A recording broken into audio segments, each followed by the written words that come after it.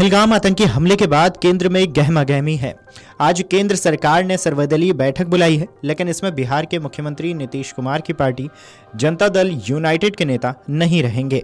वजह कार्यकारी अध्यक्ष संजय झा ने बताई है। पहलगाम में आतंकी हमले के बाद देश की नीति क्या हो, इस पर विचार करने के लिए केंद्र की नरेंद्र मोदी सरकार ने सर्वदलीय बैठक बुला ली। इधर प्रधानमंत्री नरेंद्र मोदी का खुद ही बिहार दौरा है। इस बीच बिहार के मुख्यमंत्री नीतीश कुमार की पार्टी जनता दल यूनाइटेड ने सर्वदलीय बैठक में अपने किसी नेता को भेजने में असमर्थता जता दी है। पार्टी की कार्यकारी राष्ट्रीय अध्यक्ष व राज्यसभा सांसद संजय झा ने इसकी वजह बताई है। उन्होंने कहा है कि प्रधानमंत्री नरेंद्र मोदी का कार्यक्रम बिहार में है और जेडीयू के सभी बड़े नेता व केंद्रीय मंत्री इस सभा में शामिल हो रहे हैं, इसलिए सर्वदलीय बैठक में पार्टी की ओर से कोई प्रतिनिधि नहीं होंगे। उन्होंने कहा है कि सर्वदलीय बैठक के हर फैसले में जेडीयू अपनी राष्ट्रीय जनतांत्रिक गठबंधन सरकार के साथ है।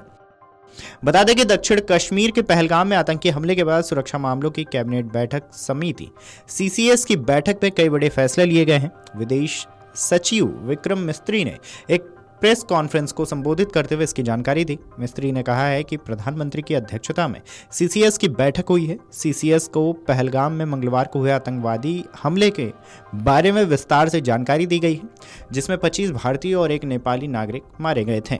कई अन्य लोग घायल हुए थे। सीसीएस ने हमले की कड़े शब्दों में निंदा की है और पीड़ितों के परिवारों के प्रति अपनी गहरी संवेदना व्यक्त की है और घायलों के शीघ्र स्वस्थ होने की कामना भी की है। The cross-border linkages of the terrorist attack were brought out. It was noted that this attack came in the wake of the successful holding of the elections in the Union Territory and its steady progress towards economic growth and development. Recognizing the seriousness of this terrorist attack, the CCS decided upon the following measures. 1.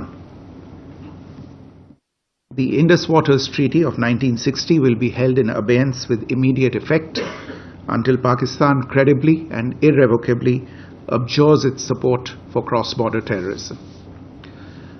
2. The integrated checkpost Atari will be closed with immediate effect.